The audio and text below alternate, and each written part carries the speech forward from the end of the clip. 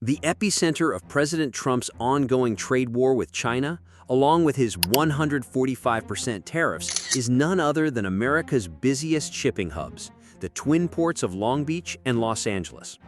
But the impact isn't limited to U.S. shores. Kenya is now staring down a massive new hurdle, a 125% tariff slapped on all imports from China. Yes, it's happening again. Ports are jammed. Ships are idling offshore. Shipping containers are piling up faster than they can be offloaded. From the west coast of the U.S. to Europe's northern ports, global trade is seizing up. And this time, it's not a temporary jam, it's something far more serious, deeply rooted, and far more alarming. Amazon is monitoring closely. Target is already making moves. They've seen warning signs like this before. But this time, the fallout could be far worse than the chaos we witnessed during the pandemic supply chain crisis. 4 cargo vessels from China? Canceled. This isn't an accident.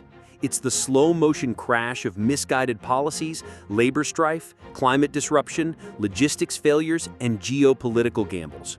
And all of it revolves around one critical issue: time.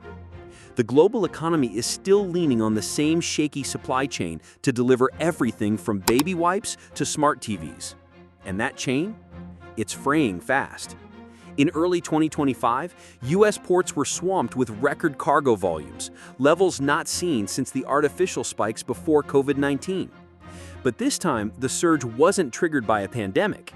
It was driven by panic. Retailers scrambled to get goods into the country before another tariff bomb dropped. Not just a slight bump in prices. Costs were doubling, even tripling.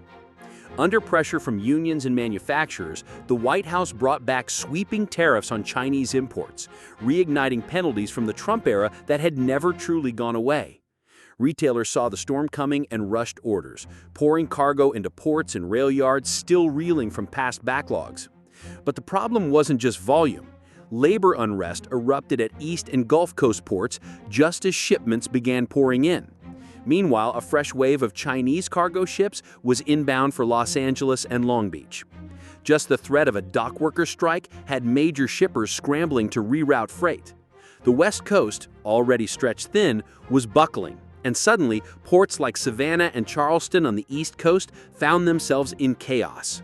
By mid-March, over 50 ships were anchored offshore along the southeast, compared to the usual handful. Then came the next crisis: equipment.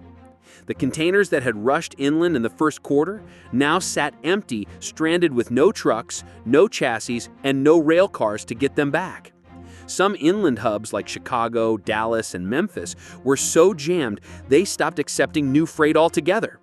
With nowhere to unload, ships stacked up in port, engines idling, waiting for relief that never came.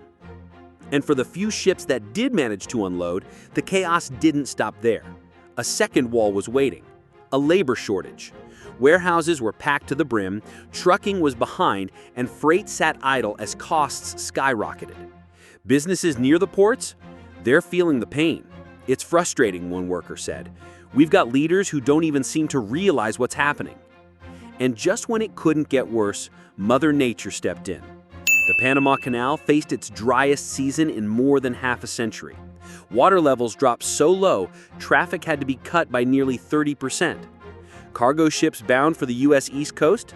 Stuck in line for 2 weeks or more. Others made the long, expensive detour round the Cape of Good Hope, adding over 14 days and thousands of miles to their journey. In the shipping world, that's not just inconvenient, it's a disaster. Just in time quickly turned into just too late. Spring merchandise sat in containers while spring itself ticked by on the calendar. And retailers knew the storm was back. Amazon and Target had seen this movie before, and they weren't going to wait around. Amazon jumped into action, tapping into the empire they built after the shipping crisis. Billions spent on warehouses, trucks, planes, and delivery routes. They didn't just react, they activated a plan. Back in 2021, Amazon made a bold move. They started chartering their own container ships. Fast forward to 2023, and they weren't just playing in the logistics game, they were dominating it. With over 20,000 branded shipping containers, hundreds of regional sortation centers, and a fleet of over 60,000 delivery trailers. By 2025, Amazon isn't just a retailer anymore. It's a global shipping powerhouse, a data-driven logistics empire, and a vertically integrated machine that touches every corner of the supply chain. So when this year's port delays began, Amazon didn't panic, it pivoted. Cargo headed for the clogged West Coast was swiftly rerouted to less congested ports like Houston and New Orleans. From there, Amazon lit up its intermodal playbook. Shipping containers moved inland by rail, not truck.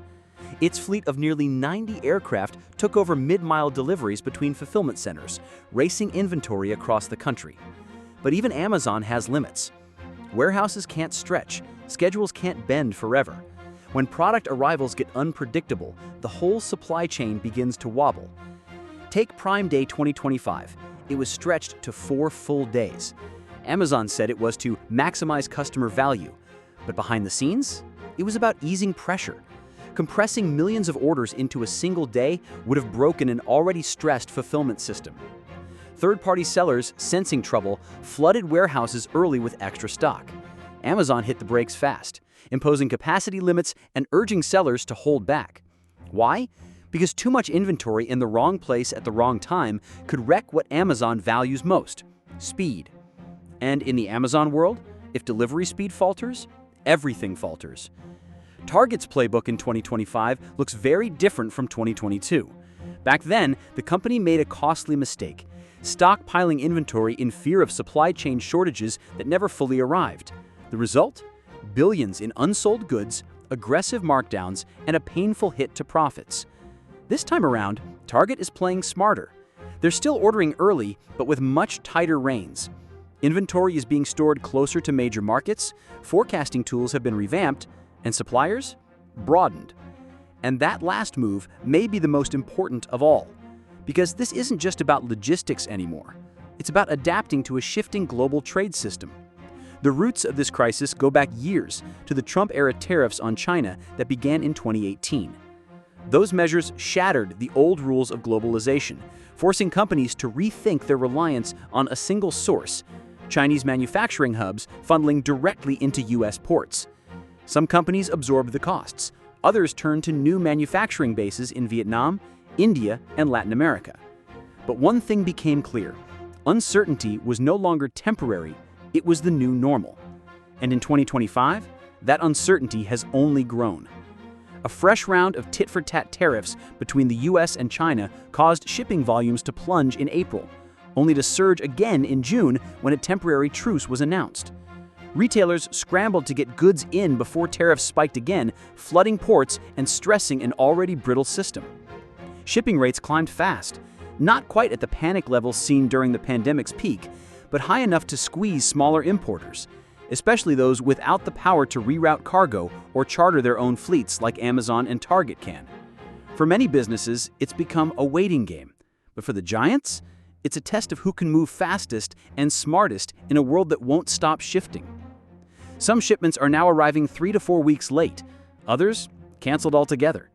And every missed delivery isn't just an inconvenience, it's money lost. But this isn't just a retail headache, it's hitting everywhere. Food imports are stuck in limbo, electronics are delayed, factories are grinding to a halt waiting for parts. Even automakers are slowing production lines. What's unfolding at the ports isn't a blip, it's a symptom of something much more serious. We're watching a system built for efficiency collapse under its own fragility. That old playbook, buy cheap, ship fast, keep minimal inventory, it worked for 2 decades, until the world got unpredictable.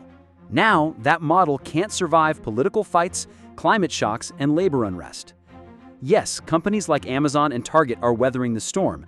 They've got the scale, capital, and custom logistics to pivot fast. But even they're finding out there's only so much flexibility before the cracks show.